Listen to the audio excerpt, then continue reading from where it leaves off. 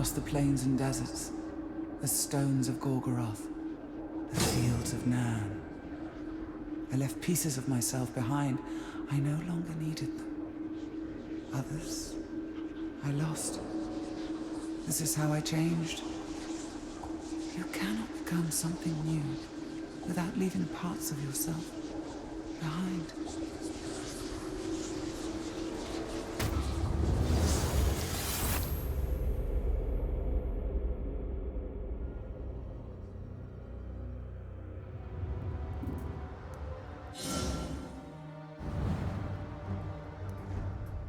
Like her mother Ungoliant, Shelob is a dangerous ally. And yet, she is a powerful one.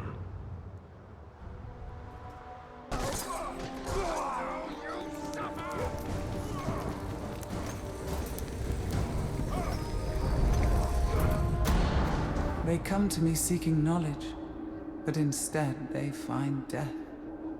They ask of their fate, for themselves, for those they love.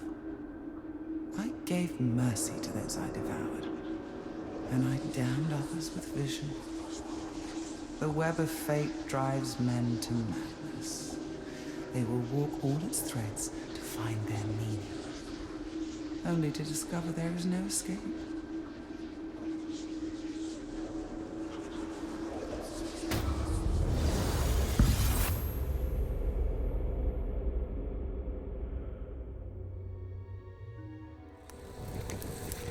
It seems that she damns us with vision. And what of the Palantir? We will take a great risk in using it.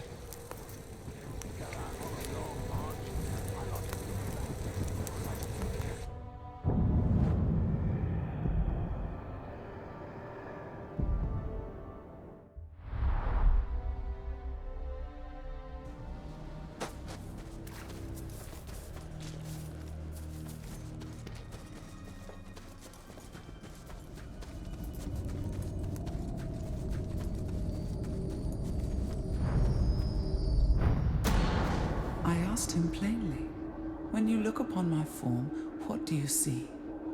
A monster? A temptress? He would not answer. Look deeper, I said, for I am not the masks I wear. In this, Sauron and I were the same.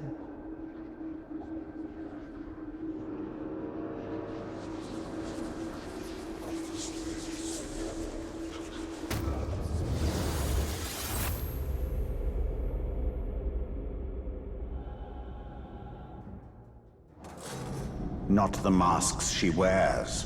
Remember this, Talion.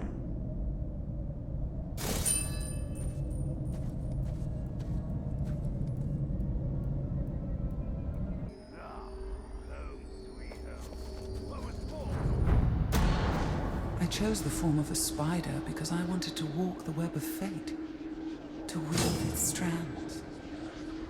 The Dark Lord chose something else. He chose a shell of cold, dark steel. He became a machine, a hollow man.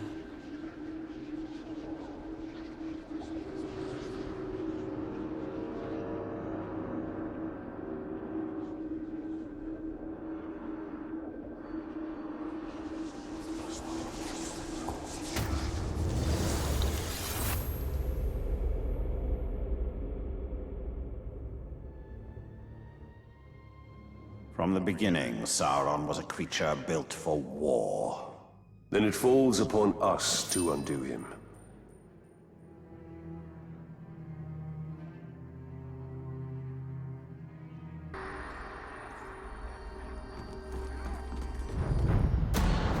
I flew from ruin and made a home for myself in the caves. I was here before the first stone of Barad-dûr, and I will survive its fall. I have come to enjoy the darkness. My brood has grown. They extend my reach to Mirkwood and beyond.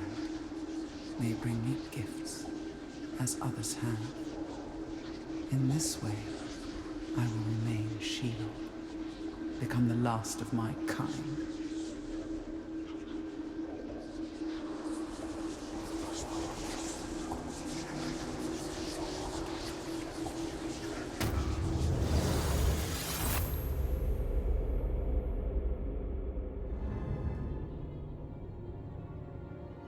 She wishes an empire of her own.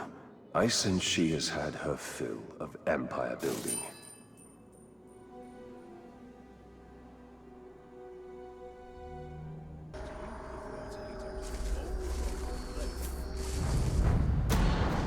He called me his pet, and I indulged him. He praised my hunger, though he called it passion. We were as one. Now I live in darkness at the edges of his empire. I explore the web of fate, a silent witness to his growing power, his everlasting dominion. It is time for me to come into the light.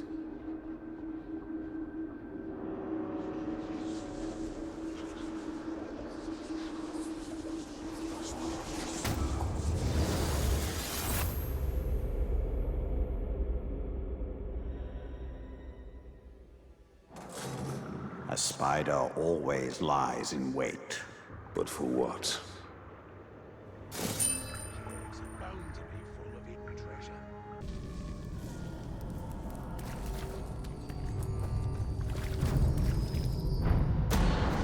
To rule, one must be willing to destroy everything that has come before you.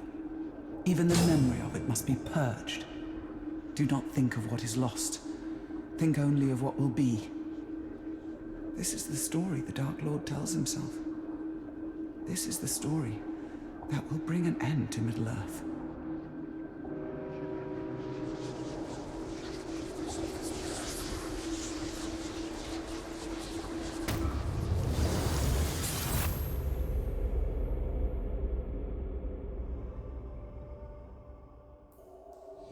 She learned from Sauron as I did.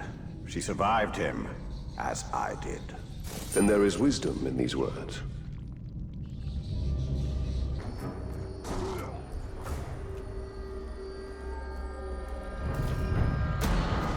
The old gods abandoned us and the music of the world was thrown into disarray. He saw it as his mission to set it right. One Dark Lord correcting the mistakes of another. The future is filled with them. Each one determined to save the world from itself. To purge the chaos. To rule all.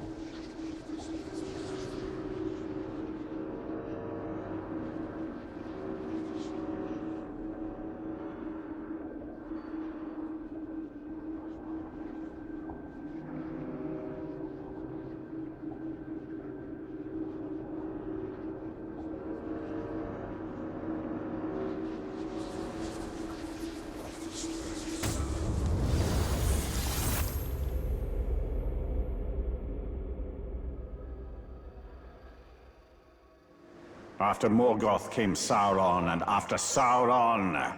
After Sauron will come peace.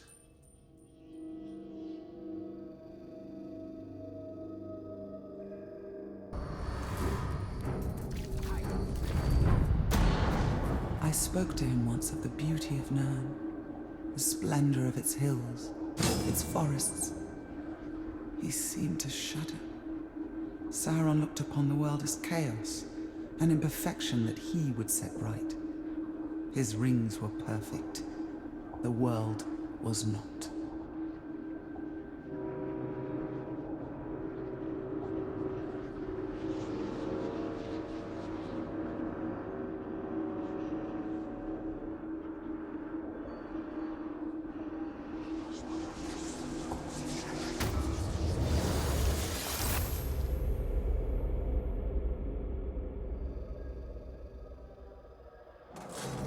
The only imperfection in Nirn is its orcs. Sauron's notion of perfection is a low, mean thing.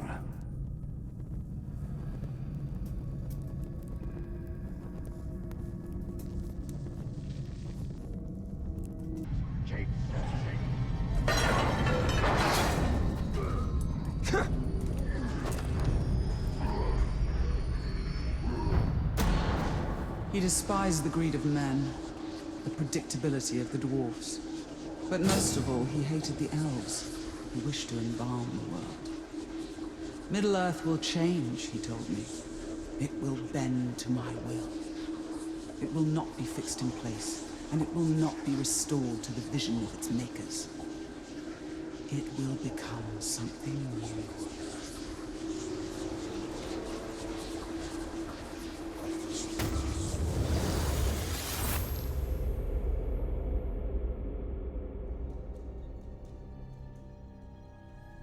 He wishes to remake the world in his own image. His image will be wiped away from Middle-earth when all is done.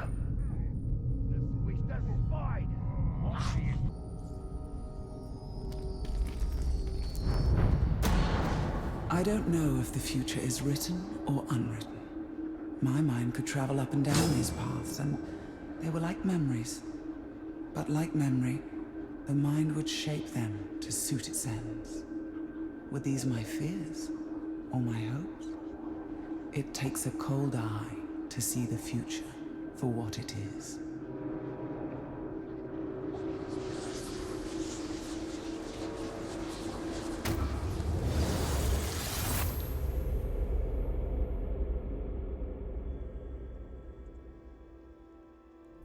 Are these not the same dangers as the Palantir, the Hydir? There is a risk in all these things, but wars are not won by the cautious.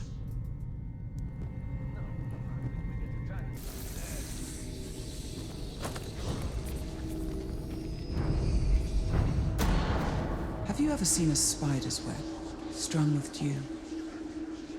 That is the web of fate. All possibilities hang in the balance.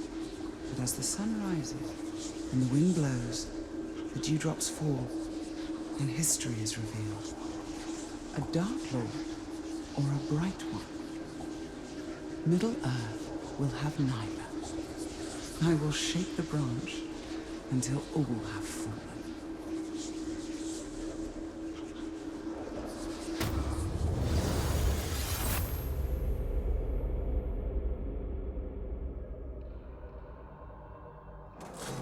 Her visions revealed the truth.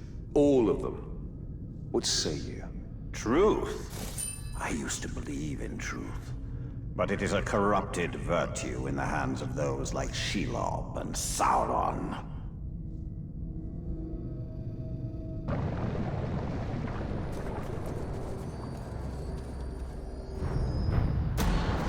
There is a beauty in power. There is a beauty even in violence.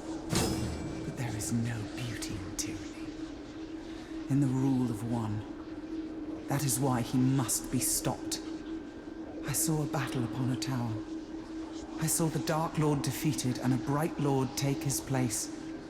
But the world did not change. I repeat, the world did not change.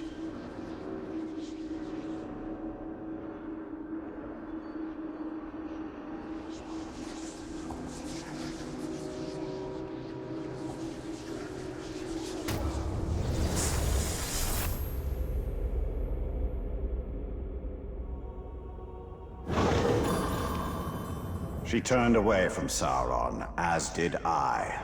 And yet she cannot see that. She fears you. She fears what will become of Middle-earth when we defeat him.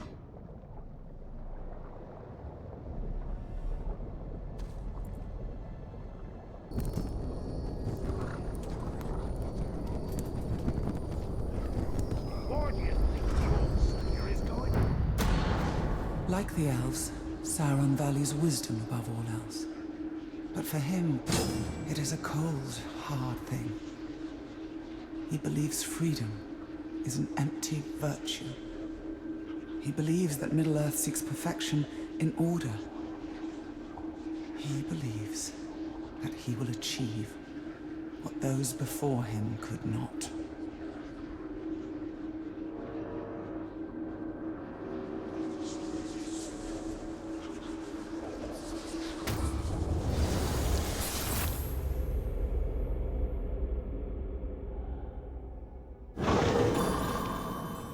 In this, she speaks the truth. Never thought I'd hear you say that.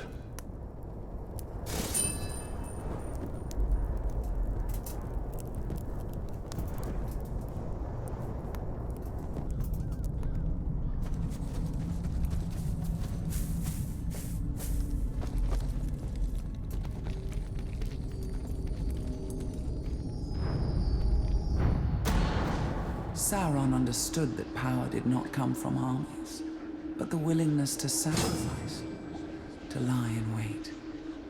This is the truth he taught me, and so I lie in wait. And when the day comes, I will make my sacrifice.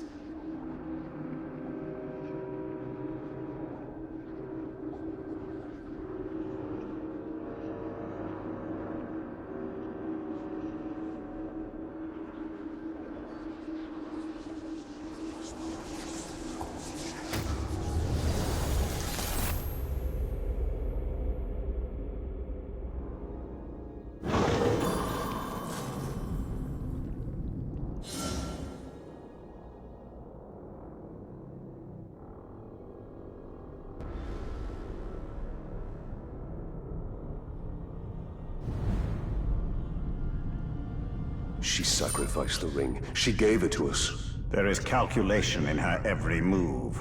We can never trust her.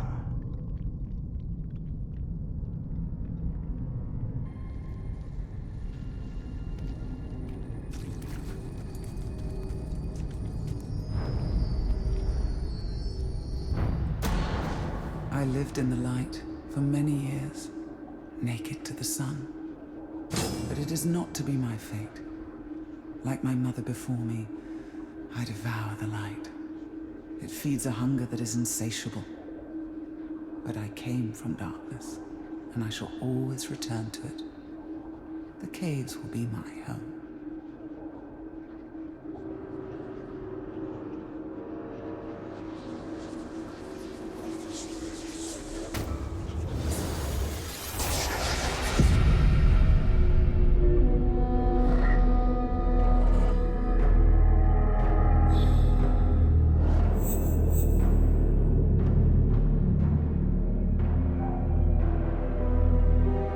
We must stand against them.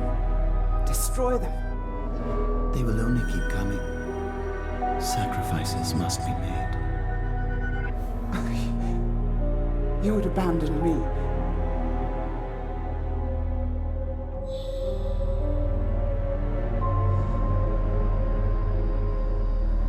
Sacrifices must be made.